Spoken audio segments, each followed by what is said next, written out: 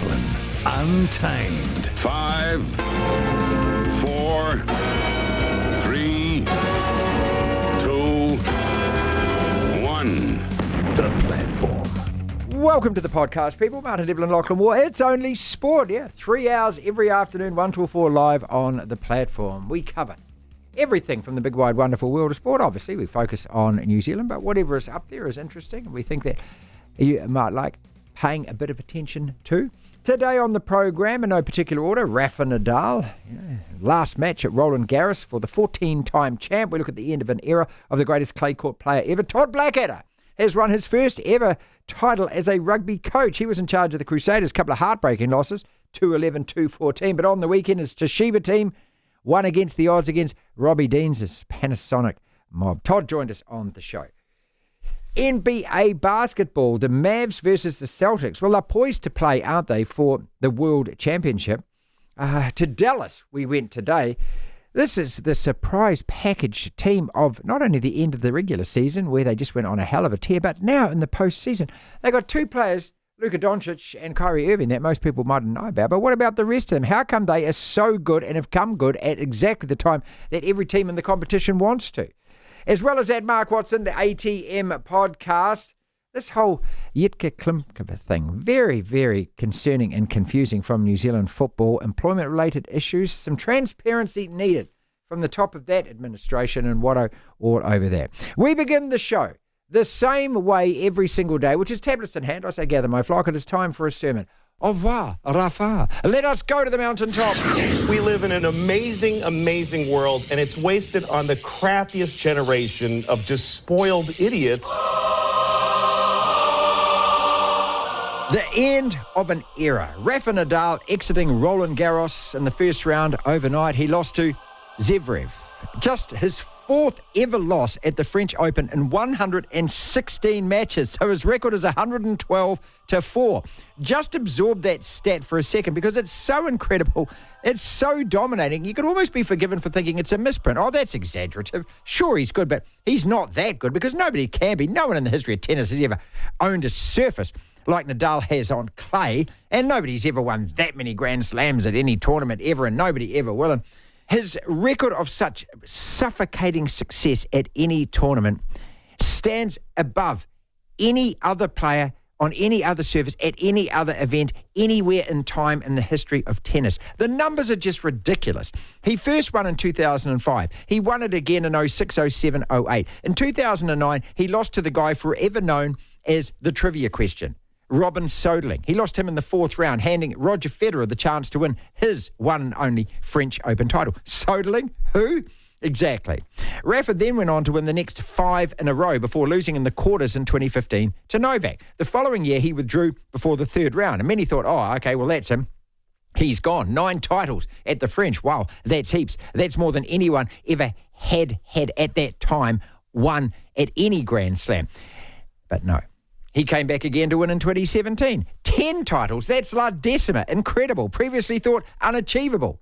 Surely he retires after that milestone, but no. He then goes on to win it again. The next 3, 2018, 2019, 2020. He then lost in 2021 to Novak in a semi-final that the Serbian GOAT says was his greatest ever victory. So was that the end of Nadal? No. He bounced back to win it again the next year. 14 titles. It's hard to believe. The next best in any Grand Slam is Novak, the Aussie Open. He's won 10 there. Roger Federer has won 8 at Wimbledon. Novak has won 7 at Wimbledon. Novak is 37. Can he win another 5 in Melbourne to beat Rafa's record? Can he win another 7 in London? Age, you'd think, if nothing else, would probably prevent all that. But today is a day of congratulations, of celebrations, of acknowledgement, and the end of an era.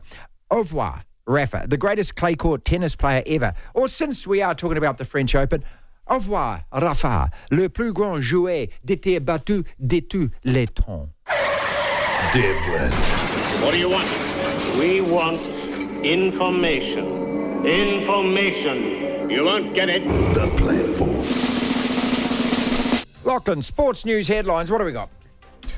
I'll start off with Rafael Nadal. Yes. Of course, you pretty much divulged all the information needed there, but here are a couple of quotes from him. after his defeat to Alexander Zverev. I hope to see you again, but I don't know. There's a big percentage I will not be back here, but I am not 100% sure. I hope to be back on this court for the Olympics. That motivates me. Other French Open results of note, not too many. Most of the big names have advanced past their first round matches so far. However, one who didn't was Maria Sakkari, the six-seeded Greek woman. I'm just looking at it now. I don't think there's any other women's players who've been knocked out. A couple of seeds who are gone, but they're, with all due respect, no names. In the men's draw, having a look now, similar deal it seems. Cam Norrie's gone though, actually. That wrist injury. Yeah, he's out in 5 okay, sets. Yeah, the one that he picked up had to withdraw from the ASB, plagued him all year. It had terrible injury. I'm amazed he can actually hold a racket still. Yeah, still carrying that niggle, last I heard. But apart from that, as I say, the big names who have already played have advanced. In the men's draw, not many biggish names playing tonight, overnight. No, Casper Ruud. Not really. Taylor Fritz. Casper Ruud's fallen off a bit of a cliff. He made a final a year or so ago and hasn't done anything since. All right, Warriors coach Andrew Webster hopes he will see a reaction from Adam Whanua-Blake when the team returns to action. Webster is confident the star prop won't be leaving the club early after the win over the Dolphins. The Warriors are set for the first bye of the season, and Webster has stated that Whanua-Blake had been, quote, amazing in responding to his call to drop him from the lineup for that match on Sunday. He took it on board and agreed, and we moved on. We delivered the accountability we probably knew earlier in the week, but we didn't want everyone reading on Tuesday afternoon when the teams are named that Adam wasn't playing. Wouldn't it be better to do it then, when the team is being named? Oh, who knows, man? Yeah. Don't know if I agree with that. Then again, I'm not a coach, so what do I know? ANZ Premiership, there was one match on last night. We're actually a good couple of rounds into the season, but last night we had the mainland Tactics at home to the Northern Stars. Tactics winning 58-57. What is the significance of that? The Stars are winless still. Are they the new Southern Steel? The Stars are 0-7 to start the season in terms of the top of the table, though. The mainland Tactics, that win puts them on top. They're tied with the Central Pulse with a 6-1 win-loss record. Goals difference has them ahead. The Northern Mystics at third, Magic in fourth, Southern Steel fifth. Southern Steel have 2 wins now, by the way, not just one, they got 2. Now, Chelsea are in talks to appoint Leicester City manager Enzo Maresca as the replacement for Mauricio Pochettino. Maresca at the helm of Leicester as they won the championship and got back into the Premier League. Aston Villa, meanwhile, have extended the contract of manager Unai Emery. He signed a new 5-year deal after taking them into next season's Champions League. Some sad news in the NBA world. Hall of Fame centre Bill Walton, he's a 2-time NBA champion with the Portland Trailblazers, won another one with the Boston Celtics. He was the MVP back in 1978, also won 2 national college championships at UCLA. He has died at the age of 71 after a prolonged battle with cancer. Very sad. Though Bill Walton, I think many people will agree, those who know him, one of the most colourful, fun, exciting, exuberant personalities the NBA's ever produced. Yeah, you just got to Google. There's an ESPN doco on him. It's about two or 3 or 4 parts. It's absolutely brilliant. Speaking of the NBA, we're 27 seconds away from the second quarter being in the books. Not just the second quarter, the first half as well. The Boston Celtics are up by 1 on the Indiana Pacers. Game 4 in Indiana. If the Celtics win, they go to the NBA Finals and complete the sweep. If the Pacers manage to win, then the series goes back to Boston for Game 5. But as it stands, the Celtics a slender lead. But if they can hold this lead or even extend it, they go to the NBA Finals for the second time in 3 years. Just having a look around at Fox Sports Australia. Not much going on there. So, for the time being, Martin, that's what's making news. Devlin, Yeah, the next rule. the platform. Congratulations, Todd Blackadder, Crusaders coach when they lost finals in 2011. Remember when they played every single game away from home that year because of the Christchurch quake, and then 2014. Now that final, stolen from the Crusaders, and the referee Joubert has admitted afterwards got the penalty wrong at the end where he penalised Richie McCaw from doing whatever it is that Richie McCaw was doing, and New South Wales kicked that last second goal to win it. Well, he ended up leaving the Crusaders kind of an ignominy, Todd Blackadder. Very unfair indeed. Landed in Japan, and on the weekend just won his first ever title as a coach, with Toshiba beating his old mate Robbie Deans' Panasonic mob in the final. Great news, Todd Blackadder. Does it bury the ghosts of 211 and 214? Yeah, it does, and for me it does. It was, you can never go back in time and now that a long way down the track from where I was then, you could always wish that you could do things differently, but you can't, and that's just part of life, and it's part of the journey. And I'm just pleased that I've managed to get a team to the finals, and I think as a coach, that's all you can do. And the boys really take over from there, so it was really good. But we've put a lot of work into the last 5 years at Toshiba to earn the right to be in a final. I mean, when we took over 5 years ago, we were really a struggling team at the bottom, and there's been some good coaches, some really good players along the way that have helped shape us to get us to where we are to this point. And then this season, bringing in Shannon and Richie coming into the team with Michael Leach taking over as captain has just taken us to another level where we can win those big moments. And that started throughout the season. We won some big games throughout the season that just built the confidence. And last year, our whole last season, we hadn't beaten a top four side. So it's been a great transformation and a great journey. So those two players, especially the two All Blacks, Mwanga and Shannon Frizzell, they've made that much difference. They have. I think what they've brought in is just the simplicity and the belief. I mean, we'd been working on the foundation, but when you get to with always this word world class, but I think what Richie is, he's just a world-class driver. I mean, no one's been to more finals than him. He knows how to win those big moments, and what he does is he just creates belief. He's got a fantastic way of not only being a great player, but just gluing things together that just makes sense for everyone else to follow. And then Shannon's just come in, and he's just, as you know, through his big, powerful performances, he just shifts bodies. So he's been great from a physical point of view, and then with Michael Leach, as you know, he's a great player, but he's kept the composure of the team together under some big moments this year. That was a team that was unbeaten that you beat. Yeah, we knew that. They're definitely by a mile. I mean, I haven't beaten them in 5 years. That's just how good they are, and that. Robbie Deans' teams, they prepare well, and they're competitive, and they're just so efficient. But we couldn't worry about that. We just had to try and be the best team on the day, and we were. So we knew that we were probably the team that could threaten them the most. I mean, our attack has been unbelievable, and the things that we'd worked on really hard so far this season was our defence, and our defence stood up. So it just meant that if we had 4 opportunities, I knew if we nailed them, if we could execute them, we'd put them under massive pressure, and we did. And I tell you, it's not a bad roll call of coaches that are up there as well. I mean, there's a guy called Steve Hansen as well, and so you're sitting there top of the heap at the moment, mate. It's not a bad position to be in, is it? Yeah, it is. It's Japan. It's really competitive. I mean, if you watch the final, you'd see that. It's but if you're coaching over here and you see the games week in and week out, you just if you look at the expertise and the coaching teams in Japan and with the quality of the players, I mean, this place is only going to get better and better.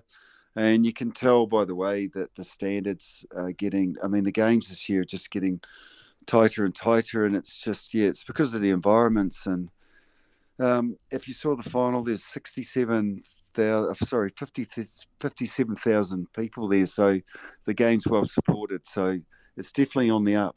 Todd Blackadder with us. Are you a better coach now than you were 10 years ago? And how, well, obviously you are, because everyone improves at everything. And I know the amount of work and the amount of time, the amount of thought that you give into it. And we can hear that in your voice as well. So, I mean, perhaps the better question is, how are you better? Oh, it's a good question. I think you just learn. I mean, you learn to be better, to manage situations better, I think. And you probably become clearer on what your DNA is.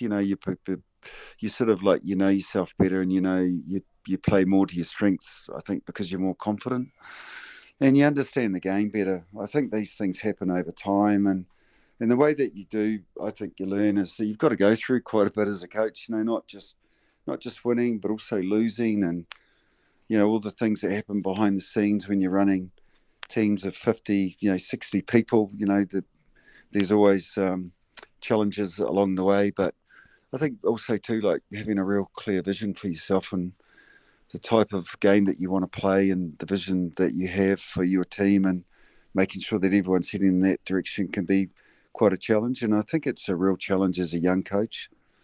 I think, mistakes along the way are often learnt, and you've got to be able to learn them. I think those things are really important because it builds context and experience, and it just makes you better going forward. But that's not to say that you don't have your doubts, Marty. I tell you that. You go through the bloody ringer at times, and I suppose that's what moulds you, really. Well, and also just, it's so fickle. I mean, these are moments, and in the end, Joubert turns around after 2014 and says, I made a mistake. Well, that mistake cost a title to the Crusaders. It probably cost you your job. And then in the end, it comes down to a TMO moment in the 80th minute. I mean, as much as you want everything in your control and you can try and control everything, I mean, that's what the game does to you, though, doesn't it? Oh, it does. And when we're watching the game, like, we could see the forward pass, and then you know that if it goes back to more than 3 phases, they discard it. And I have to say, like, my life was flashing in front of my eyes again. It's like, oh no, here we go. Here we go again. Here we go again. Yeah, and then it is what it is. Like, I had it in my mind that, hey, if they don't go back, it is what it is. Like, we had our opportunities, and that's just part of the journey again. But yeah, just so pleased that the right decision was made. But yeah, it is. It's touch and go, and you always know that in finals. Because I've sort of been there before, I sort of hoped, prepared our boys really well, and geez, after that, it's just a white-knuckled ride. Todd Blackadder is with us, and the Toshiba Brave Lupus are the Japanese champions. Could Richie Mwanga and Shannon Frizzell step straight back into the All Blacks after what you have seen, the way that they're playing, the standard that they're at right now? Oh, absolutely. Oh, gosh, yeah. I mean, if you look at just take the South African boys that are over here. I mean, there's a huge amount of South African World Cup players over here, and they step straight in and win World Cups. So, I don't think the standards are actually that different, and it always comes down to the caliber of the player. I mean, they're guys with a huge experience. So they're really mature. They're sort of like in their careers, they're peaking, really. So, they could step back into any environment and still perform at the same level. To hear the full interview, download the platform at the App Store. Via Platform Plus, you can go back and listen to the whole show and all of the interviews in full. Rafael Nadal may well have played his last match at Roland Garros. No official word on the retirement yet, but you've got to think, okay, after all of this time and losing in the first round, is he really going to make another comeback? 14 titles. It's just extraordinary. Will anyone ever get close to that at one single Grand Slam tournament? He owns clay. Chris Jones, our man from Times Online, has spent the best part of the last 25 years watching this guy win that tournament. Here's Chris. Is that the last time we see him on clay? Well, being Rafa, of course, and being the competitor he is, and you can imagine when they actually put him in the ground eventually, he'll be knocking on that lid saying, look, let me out. I'm sure I can do this one more time. Yeah, it was a perfect send-off for him in terms of everybody was at the court side. You had Swiatek, the world number 1 women. You had Djokovic there. You had Alcaraz. You had Miguel Angel. You had Uncle Tony, Rodri from Man City. They'd all turned up. This is the farewell. And what does he do? He says, well, I don't actually know. I could be back. I'm not going to say at the moment. Well, no, he won't say at the moment because he's still really gutted, because if he hadn't been playing Zverev, the world number 4, he would have got through that first round match because his level was good enough to get deep into this tournament. But the problem was he no longer has the protection of that seeding, which is remarkable for a guy who's won the title 14 times on that red clay. But he's vulnerable these days, and he's vulnerable to the sort of situation that happened today. And while that's sad, you can't forget the fact that this guy's played 116 matches at Roland Garros and won 112 of them. Only 3 people in the sport have ever beaten him on the clay: Zverev, Djokovic, and, of all people, Robin Soderling. And, what a fantastic record that is. What they should do now is just dig up that centre court, send it to his home, and get him to be able to put it out in the backyard. Look, he's dominated on that surface unlike any other tennis player ever has on any surface. And we don't know what Rod Laver would have done, of course, during the 60s when he couldn't play those Grand Slams and everything was on grass. But when you go through this, mate, 05, 06, 07, 08, 10, 11, 12, 13, 14, 17, 18, 19, 20, and then 22. It's just extraordinary, isn't it? Why, Chris? Obviously his game perfectly suited to it, his physique and everything else and the power that he could generate. But, specifically after watching him all these years, why could nobody beat him on clay? He had the most remarkable engine. And, you hit a winner, he gets it back to you. You hit another winner, he gets it back to you.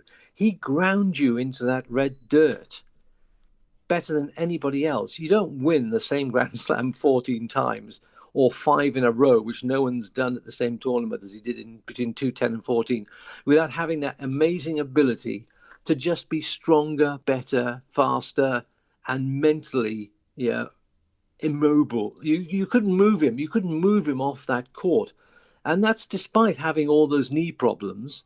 This isn't a guy who's just wandered through like Nadal, like Roger, who has the most amazing physique and just doesn't have a history of huge numbers of injuries. He did at the end.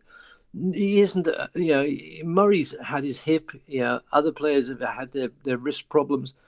Rafa's had knees that really shouldn't allow him to be competing even now at the level he is. And that's down to his mental strength. That's due to the fact he's constantly evolving his game. People saying, he just whacks it hard. He's got this fantastic ability to hit top spin like nobody else on clay. The fact is, he changed his serve. His Uncle Tony, his coach, saw the way that Andy Murray was serving, liked the power he was getting from the particular sort of wrist snap he had, and they copied him.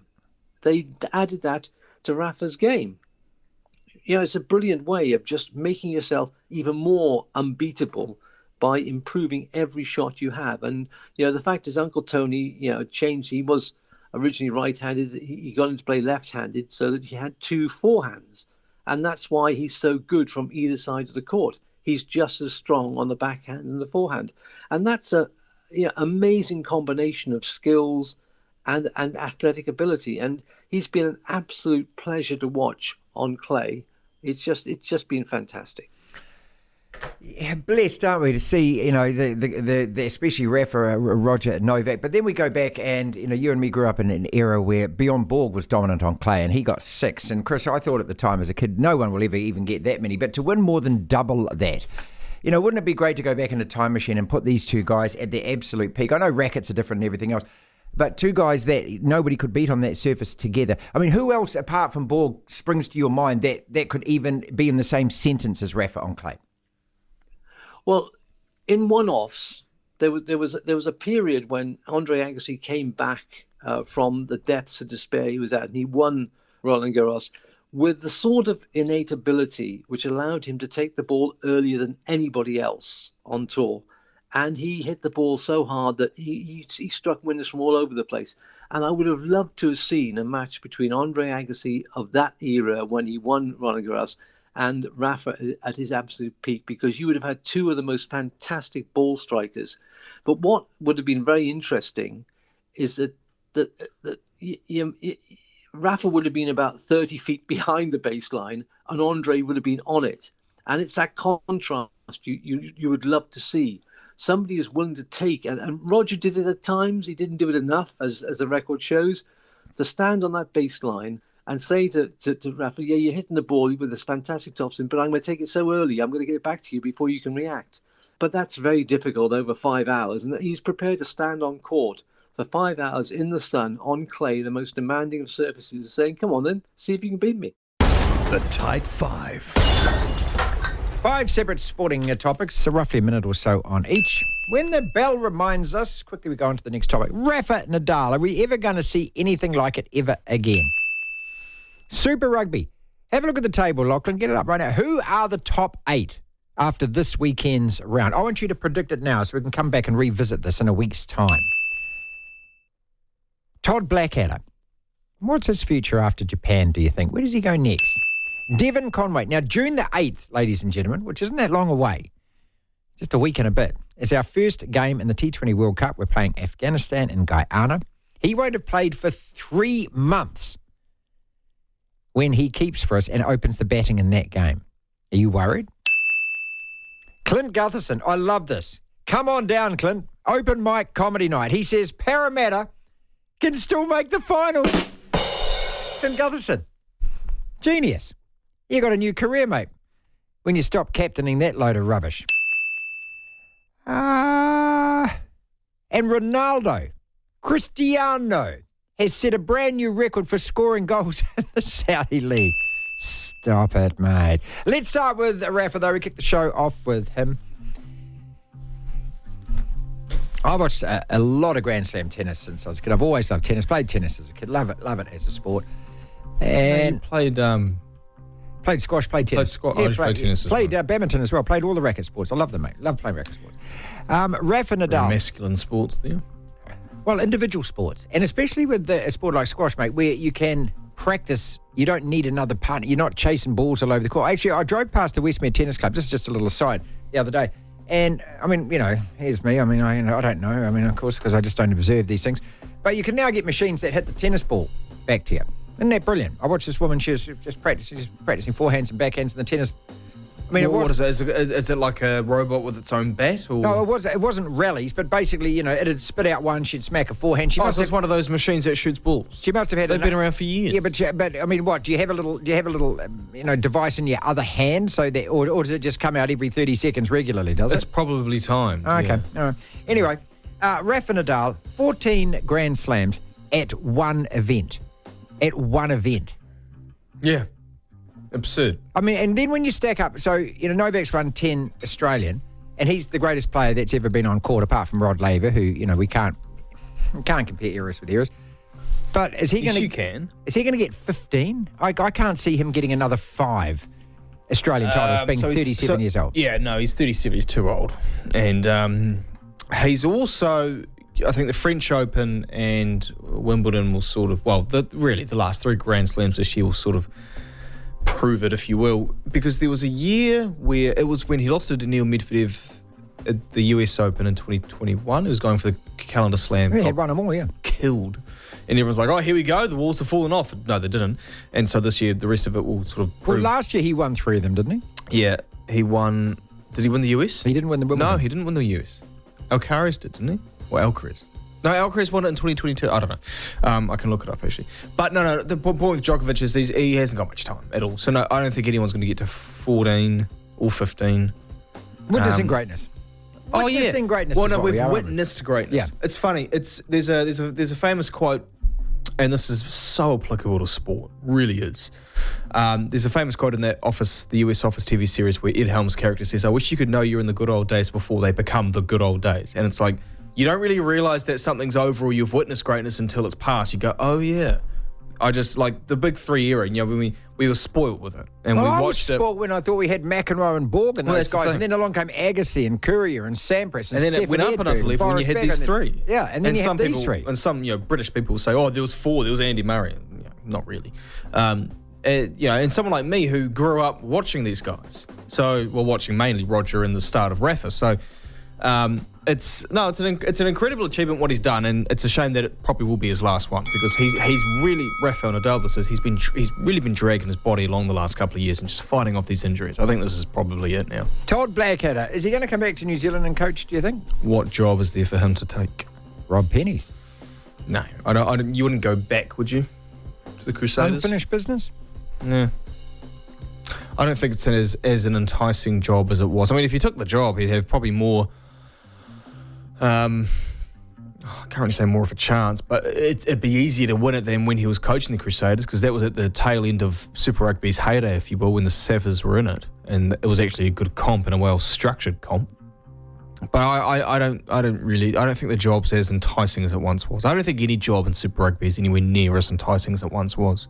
I think what would be next for him would be go up to the Northern Hemisphere. Yeah, you'd have to think, wouldn't you? Or what about, he said an international job. He said no. When we spoke to him half an hour ago, he said no, he's not really interested in that. Is he a good coach now, though? I don't think he was ever a bad coach. There you go. We spoke about this before. Yeah. I don't think he ever was. Look, the thing that is so frustrating in sports, and everyone will always alter the argument to suit the narrative that they want, is that a coach isn't all of the successes or the failures of a team. Really? It is. Really? No, some people don't believe this, Martin, shockingly. So Eric Ten Hag, after a tactical masterclass in the FA Cup final, who outthinks, outcoaches, out-tactics Pep Guardiola. He's a terrible coach, isn't he? Because the team's played on rubbish all year. Yeah. Well, that's a great example. There's a team of players who have gone through, if he gets sacked, about 4 or 5 managers. Well, get rid of the damn players. Same players, 4 or 5 different coaches. It's all the coach's fault. You're exactly right. Devin Conway won't have played for 3 months before our first T20 game against Afghanistan and Guyana in the T20 World Cup. Wasn't his form pretty average before the injury? Really average. He hit one good knock against Australia in one of the T20s, I think it was, and that's been about it for certainly this calendar year and dating back to last year. Are you worried about this at all? I mean, look, he's the kind of guy that he could absolutely come off big time. One innings, cracking against Afghanistan, confidence up, sees the ball well, strikes it well, bang, he's back. Or the exact, and when I mean the exact opposite, I mean the exact opposite, because when he's been poor, he's been terrible. Yeah, he's been terrible because his good is so good. I don't know. I really don't know. Like, I don't watch. We put all our eggs in that T20. basket, mate, called him. No, we haven't. We have, because he's got a glove man as well as open the batting. Who else opens the batting? What's our squad? Hold on. Seifert comes in. Does he come in? Did he even make the squad? He didn't make the squad, no. Okay. T20 World Cup squad. I mean, if you're talking openers at T20 level, the one that's the reliable, well, I don't know if he is reliable, is Finn Allen. There you go. Is he that reliable?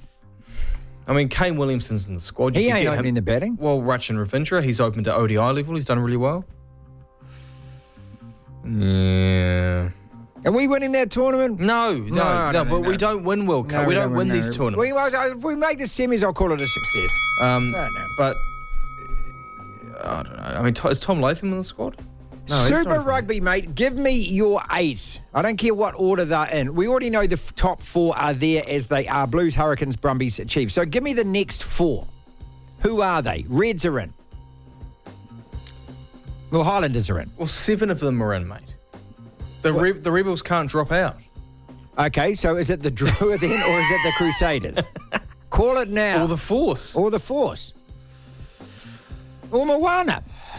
No, they're not getting it. The Crusaders will absolutely wallop Moana Pacifica, I think. But the Drua would need to lose. Yeah. And they're at home, and they don't really lose much at home, and they've got a pretty easy opponent. The Rebels got everything to play for. The Rebels could drop out. What's their record? 6 and 7. 5 and 8. 5 and 8. Point being, a 5 and 8 team travelling to Fiji to play the Drua, who are hard to beat there. I don't think the Rebels are getting a result. So the Drua are probably winning, meaning they then get the last spot. Okay. Top 8 stays as it is then, people. Might just be a couple of positional changes on the ladder. Clint Gutherson, can Parramatta still make the finals? Yes, they can. Well, mathematically they can. Statistically they can, yeah. All right, let's go through the next 5. Are they going to? No, certainly not. I mean, there is a logjam for top 8 spots, and they are like at the bottom of this logjam. Okay, at the moment they are 3 and 8. Yeah, they're 3 wins away from actually making 8th spot. They're going to have to pretty much win out from here. The most that they can drop is 3 and hope that other results go their way. So they've got the Sharks next. Is that a win or a loss? No, so they've got 12 games to go, right? Yeah, but they've got 8 losses, meaning that at best, if other results go their way, they'll be 13 and 11, and that could get them into the 8. That's if other results go their way. That means they can only drop 3 games at the most. My point being, they're going to lose to the Sharks. They've then got the Dogs, who are in much better form. They have the Roosters after that. That could be 3 losses in a row right there, not including the last how many games they've lost in a row. They still have to play the Storm, the Broncos. They've got the Roosters twice. Okay, They have the Warriors here in Auckland. The Knights are better than them right now. They've got the Dogs, as I say, the Panthers. As I said, come on. Yeah, it's open mic night, mate. You're up first. Finally, Ronaldo has scored his 35th goal to top the Saudi. Don't care, because it's the Saudi Pro League. I don't care. The Saudi. It's a joke of a league. The Saudi Pro League, 35 goals he scored. That's a 34 game. Are you impressed? No. ATM, it's episode 85. Apologise to me, the podcast with Mark Watson every single Tuesday. A Watto, international commentator and a broadcaster. We're covering many topics as we always do, but we'll just carve off a couple here for you. Beauden Barrett won't play for the Blues this season. His Blues, after that loss, does he still think that they're good enough to win it all? Thoughts on the Penny C-bomb last week? Mark's always into his media topics of conversation. And Jitka, what the hell is going on with New Zealand football and the Football Ferns coach? The Blues, after that loss to the Crusaders, are you convinced that your team can still win it all? No, look, I've never been 100% convinced they can win it all. I still think the Chiefs are capable of winning it. I still think the Hurricanes are capable of winning it. I think the competition's flawed if somehow the Crusaders at the end of this week can still end up making the 8 and then somehow find a way and go on this so-called story of redemption. Because on paper, that Crusaders team's still good enough to win this comp. Can they win sort of 2 or 3 big games away from home on what we've seen? Probably not. Look, what gives me hope with the Blues is just the fact Vern Cotter's in the background. He's what gives me real hope. This guy's a winner. This guy's an achiever. This guy just seems to be able to get the best out of maybe ordinary players or good players and make them great players. And so, yeah, look, I still think we can win it. I think we can win it if we've got the home advantage at Eden Park. But yeah, equally too, I still believe the Chiefs and the Hurricanes can win it. I think any of those 3 sides can win it. It's interesting. I did a show on the weekend with former All Black Ian Jones, and he made a good point. He's sort of a little bit over this whole Super Rugby being about this potential redemption story and this fairy tale if the Crusaders can win it. It's like, why are we even talking like that? Why aren't we just talking about the Hurricanes? Why aren't we celebrating the season they've had? Why aren't we celebrating the season the Blues have had and the Chiefs have had up to this point? Why should we be sort of putting the focus on a team that's been mediocre all season and then starts to go on a little bit of a run? And I think there's a point in that. I mean, the fact that 8 teams out of 12 can make the playoffs just shows what an absolute joke the competition is, Martin. Beauden Barrett can't play for the Blues, can't play throughout this final series. So it's going to be, if he's selected for the All Blacks, about 6 weeks between games. Is that silly? What does it tell you also about Razor Robertson? Is that him saying that, hey, I'm not really interested in him playing first 5? Because surely if you're the All Black coach and you've got test matches coming up, you'd want to see him play, wouldn't you? Oh, you want to play. Like I say, anything. It's no different. What we've just talked about there with James Preston and Geordie Beamish, they're going to go to the Olympic Games. They're going to make sure they go and race fit. They're going to go make sure they go and, let's use the word, match hardened. You want you guys playing. This is what's always amazed me with rugby is they just want to rest, and then somehow expect these guys to come in cold and lift. And I'll argue that, under Ian Foster, our All Black team was pretty slow starters at the start of the season. Look, I've read the rationale on why these guys are not allowed to play, and it makes sense, to be honest. I think there's a level of fairness in it. But as I've said, I mean, okay, fairness is great if you treat Super Rugby as your number one competition and you really do care about it. The problem is, we know that New Zealand Rugby don't really care about it. The only thing they really care about is the All Blacks, and therefore, based on that, they should be doing everything to get Beauden Barrett playing. They should be doing everything to get Ardie Savea playing, or any other player that's back from Japan who is eligible for the All Blacks. I'm still not convinced on Beauden Barrett. I'm still just trying to remember the last great game this guy played, to be honest. I really am. Maybe because he's been shifted from fullback to first 5 and he's never really had any consistent time back in the 10 jersey. But I also do think it's a really good opportunity to, look to the next group of players to come through and sort of take England on with a mix of youthful exuberance and experience. The one guy who I think they will definitely pick now and who was brilliant on Friday night was TJ Perenara. Absolutely superb. I think he was the difference between the two teams on Friday night between the Hurricanes and the Chiefs.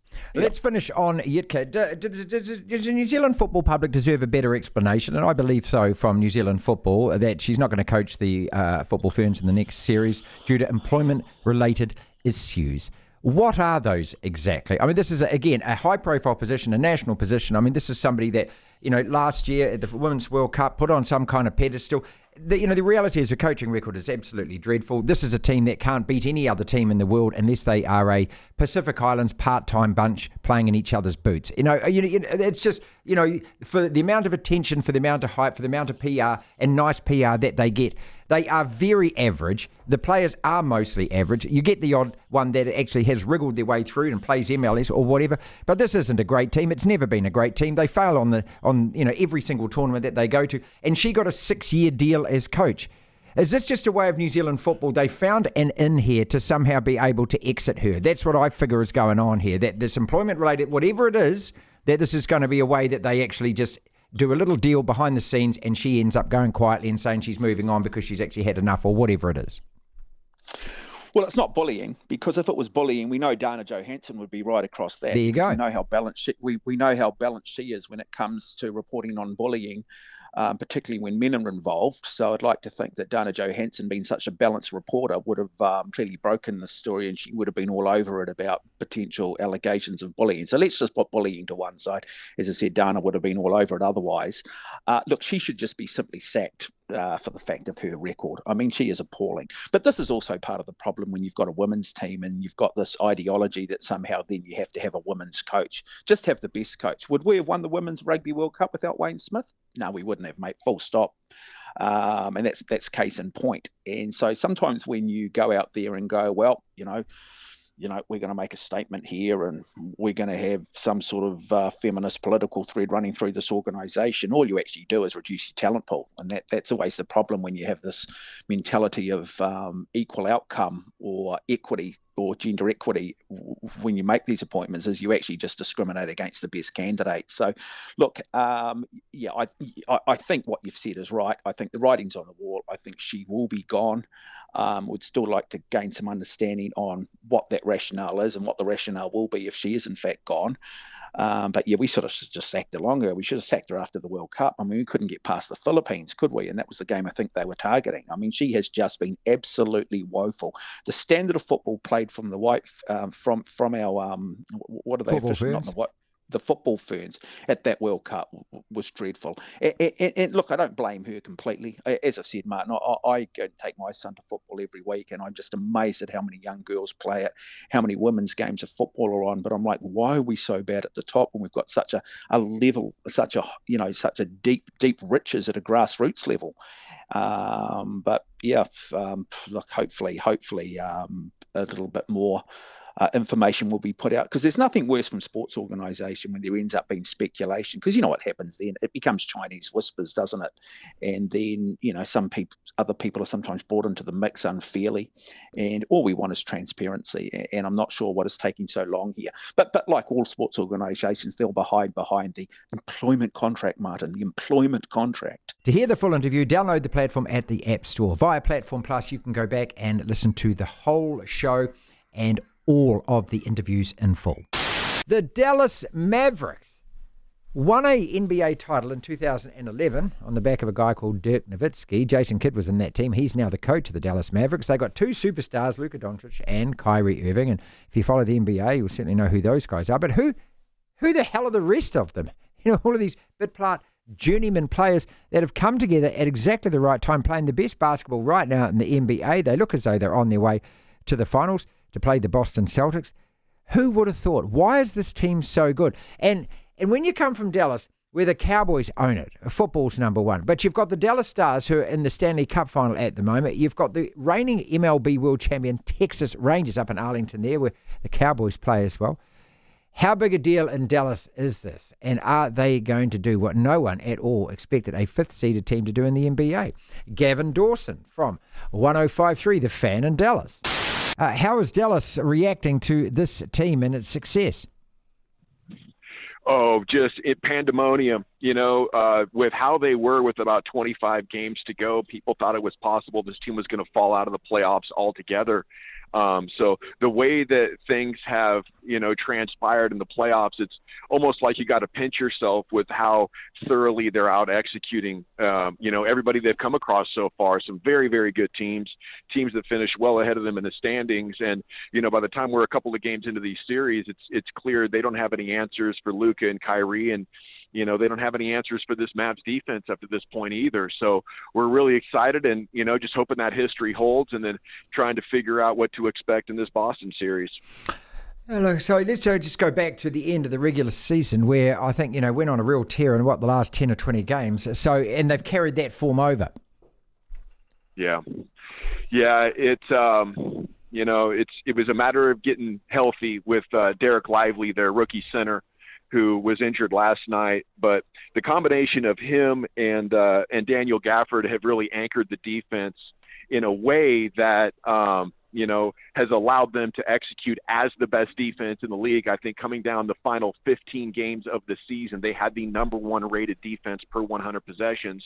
And the national media has just kind of caught up to how good this defense is. It's hard to imagine a defense that features both Luka Doncic and Kyrie Irving being outstanding. But as Jason Kidd showed 2 years ago in that run to the conference finals, he has a very good ability to take non-great individual defenders and make a great team defense out of it. That's what happened with the Mavs in 2011 that Jason Kidd was a point guard of, where you had guys like Dirk Nowitzki out there who weren't great individual defenders, but they came together, played great team defense, and smothered their opponents. And he's pulled it off again. So an outstanding job by the head coach tying this whole thing together and managing to pull it out of the fire, and now looking like the best team in the West, clearly. And again, I mean, it seems like most have been sleeping on this side. Is that fair?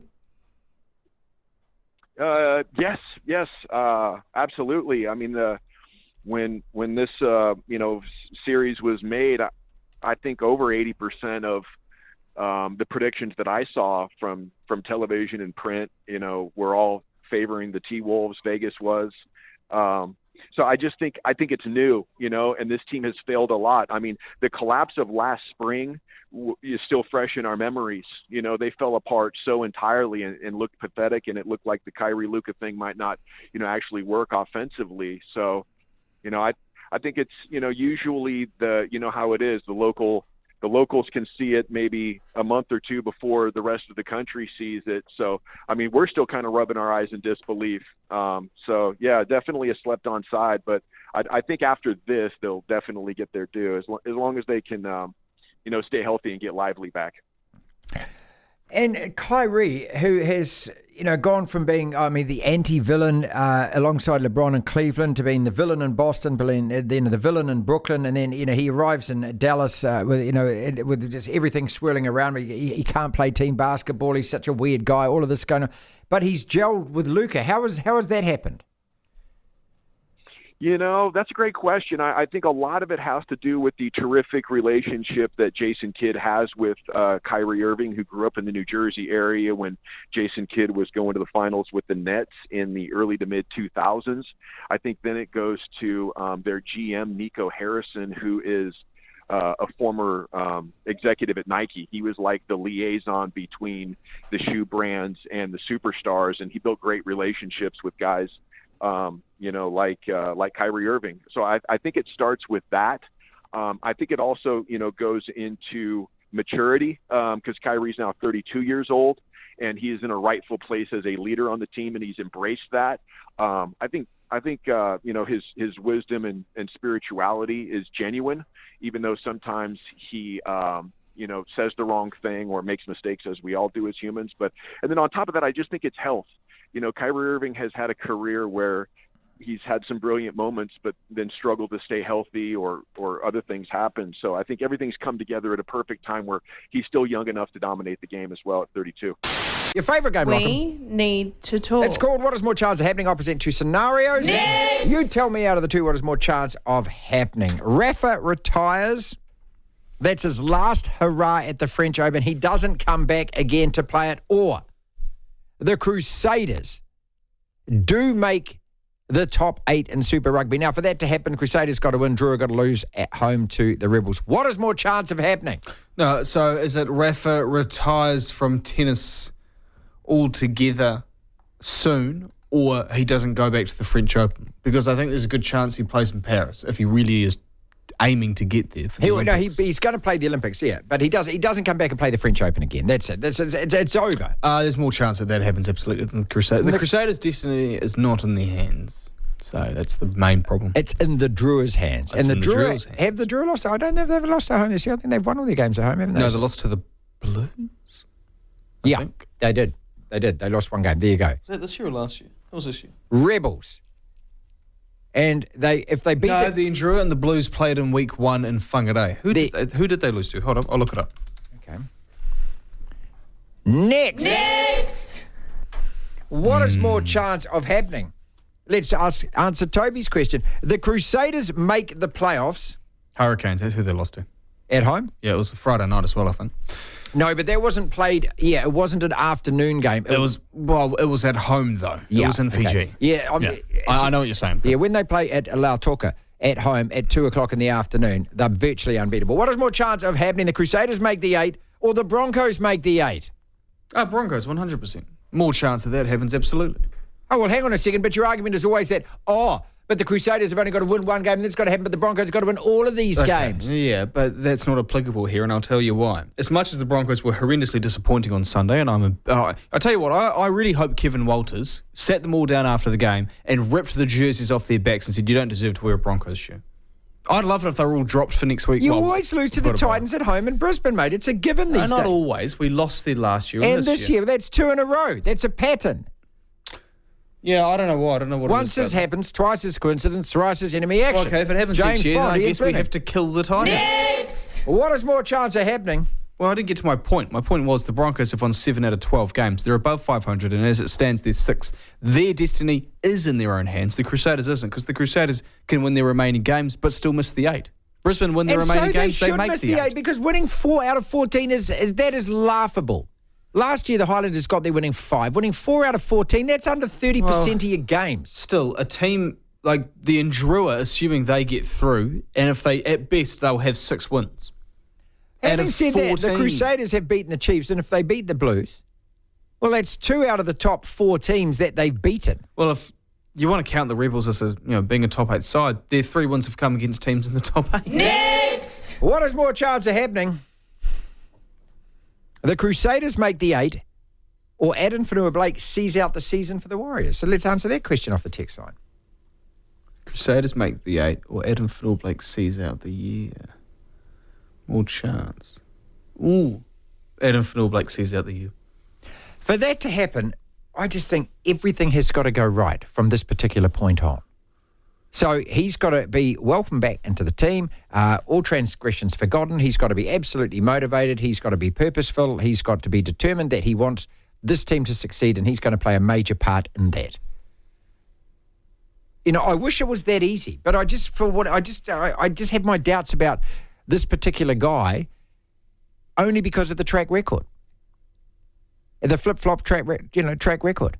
I'd love him to stay. I think all Warriors fans want him to stay. But there's no point in him staying if he doesn't want to stay. Do they? I don't know if they do. If there's a bloke who's pretty much more or less stated he doesn't want to be at the club at the moment. Well, he doesn't want to be at the club because he's leaving next year, but he'll stay this year and see out Well, he's just behaved in a way which suggests, no, I want to leave now. I don't want to be here anymore. Why would you want him on your team? Like Payne Haas requested a release from the Broncos in 2022, which he quickly reversed. But when he did it, I was like, stuff you, get out of here. What about Fafita? Do you want him back if you're a Titans fan? Well, that's different because he sort of agreed to the Roosters and then re-signed with the Titans. That was a bit different. Yeah, how long's that going to last? Is it going to last 5 years? I don't know. So, but anyway, with Fanua-Blake, the Warriors have to release him, and I just don't know if that happens. Well, I don't think they're going to release him and let him play anywhere else. If they're going to release him, they'll say you can't. You got to sit. You got to suit up and sit. You're not playing. Can they do that? Well, you can do anything, really, can't you? If you want, I mean, you can just. Otherwise, you just say you're not being released. You can suit up and sit here at the Warriors. That's the thing. I think they'll say that because if they do release him, he'll probably go to the Sharks early, if the Sharks can fit him on their books for this year. Next! What is more chance of happening? There you go. Toby doesn't want him to stay. Adam Fanua-Blake sees out the season for the Warriors, or Dortmund beat Real in the Champions League final coming up on Sunday, 7 a.m. start. I don't know. I have no idea. Well, this is your argument. It's a one-off game, Dortmund. I mean, all they've got to do is win that final. All the Warriors have to do is just not release Adam Fanua-Blake. Yeah, when I say sees out the season, stays and plays, not sees out the season on the bench. Sees out the season with a jersey on his back on field. See, you've got your doubts like I've got my doubts. Why have we got doubts about this? Because, as I say, the history of the player and the behaviour and the flip-flopping with contracts and that. Plus, also, if he hadn't been stood down, I wouldn't be. I read a really interesting piece on the weekend as well, saying that, look, his manager's spoken on his behalf, but he hasn't actually spoken about anything. And his manager's come out with, he was emotionally upset and all of this after the dressing room. He was so upset about his own performance. I mean, when the manager speaks on the player's behalf, what do you think straight away? I'm thinking BS is what I'm thinking. But that happens with most bigger name players in sports. Well, all you need they to speak do through the radio. Mate, I mean, it would be so easy. Sit him in front of a camera, tell him what questions you're going to ask, rehearse it 100 times, get him to repeat it down the camera. You want to apply a common sense situation into a world where common sense doesn't really exist in the sporting world when you think about it. They're not going to sit down and do a chat like that where he addresses the camera and addresses the Warriors. Because he absolutely should. Imagine what that would do. Well, it ends the argument. It wouldn't, because people would still have their doubts. They still wouldn't believe him. What is more chance happening? Dortmund win the Champions League final Sunday 7 a.m. or the T-Wolves come back from 0-3? No, stop it. Dortmund win the Champions League final. It's 155-0 in terms of best of 7 NBA series when a team's down 0-3. Good job, because it was 154 and the Pacers have just... That's right. Good job. 155-0. It's got to happen at some stage, because every time you see that stat... Does it? Yes, because... Why does it have to happen at some stage? Because the Boston Red Sox were down and out, that's mate. baseball. It was in the 9th inning, then it was in the 11th. You can't compare the NBA to baseball and ice hockey. Baseball and ice hockey are two sports that can be so incredibly impacted by one position. Baseball is, a group of positions, if you will. Your bullpen or your starting rotation, your pitchers, essentially. And in ice hockey, in the NHL, which is why we've seen it, is the goaltender. If your goaltender goes on a tear having one of the best playoffs of any player, you can win the Stanley Cup. That's how the LA Kings won the Stanley Cup in 2012. Jonathan Cook was the best goaltender in the whole comp. And they were the 8th seed. That's our podcast for today. Thank you so much for listening. If you want to listen to the entire show, 1 till 4, Monday to Friday, download the Platform app, and via Platform Plus you can go back and listen to whatever shows over however many weeks at your leisure, at your listening pleasure. Platform Plus. First thing to do though is download the Platform app. Devlin. Unbelievable. Incredible. The Platform.